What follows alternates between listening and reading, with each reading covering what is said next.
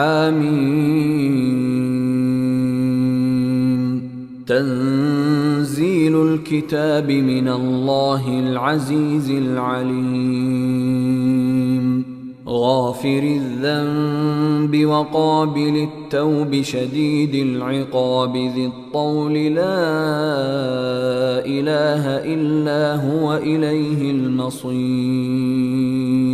ما يجادل في آيات الله إلا الذين كفروا فلا يغررك تقلبهم في البلاد.